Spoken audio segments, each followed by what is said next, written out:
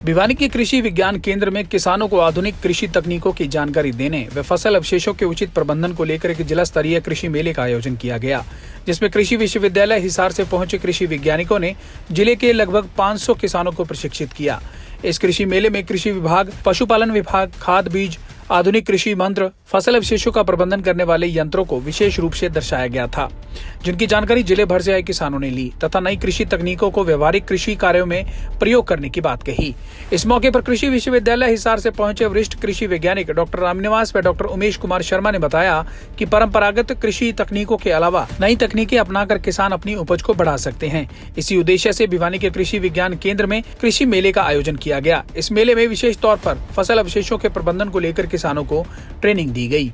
इसके साथ ही खेत की मिट्टी व पानी की जांच भी कृषि मेले में की गई, ताकि किसान मिट्टी व पानी की जांच के अनुसार ही फसल व खाद का प्रयोग कर अधिक फसल ले सकें। उन्होंने बताया कि फसल अवशेषों के प्रबंधन के लिए खेत में ही फसल अवशेषों को zero drill machine, happy seeder, super seeder व सेरेडर मशीनों का प्रयोग कर जमीन में दबाकर उनकी खाद बनाई जा सकती है।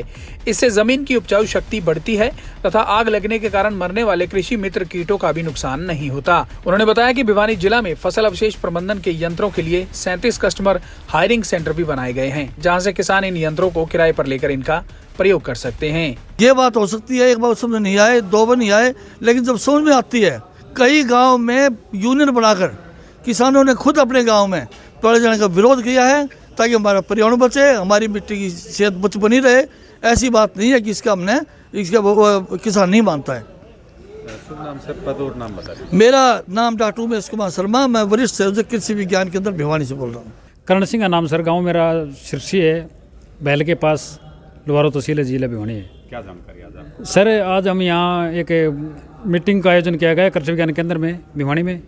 उसमें कुछ जानकारी लेने के लिए आए हैं और खेतीबाड़ी की जानकारी, और जो इन्होंने अंकल जी ने बताया कि पराली के बारे में कुछ चर्चाएँ करेंगे। डॉक्टर साहब ने बताया भी है इस मीटिंग के अंदर, और पराली नहीं जलानी चाहिए, इससे धरती के जो अवशेष हैं, वो मुख्य अवशेष है, वो ख़त्म हो जाते हैं।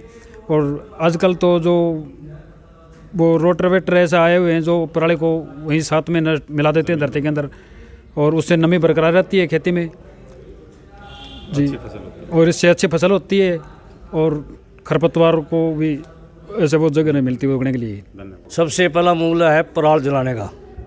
इन्होंने किसानों को समझाया है कि किस लिए कीड़े कीटाणु खत्म होते हैं यहाँ से जलाने से भी। तो लेकिन ये मैं कोर्स आपसे मैं जैसे देना चाहता हूँ किसानों से भी, ये पराल जलानी हमारे बच्चों को ऊपर आने वाली जो पीढ़ी है, इसमें बहुत ज़्यादा नुकसान होएगा। ये मत सोचे कि दिल्ली वालों को दुख होता है, दुख सारा हिंदुस्तान हमारा एक है। बच्चे, परिवार, कोई भी है चाहे, रहते तो हम हिंदुस्तान के अंदर ही हैं। किसानों को ये सोचना चाहिए कि कम से कम पराल जलाए नहीं बिल्कुल भी। अब ऐसी ऐसी दवाई आ गई हैं, इसको फूको और अपने नीचे से कटवाओ। 200-400 रुपये का मत देखो किसान से, 200-400 फालतू लगते हैं कटाए के ऊपर कटवाओ। अब तो पराल भी बहुत 5-4 हज़ार रुपये किलो की बिक रही है जी। भिवानी से इंद्रवेश दुहन की रिपोर्ट।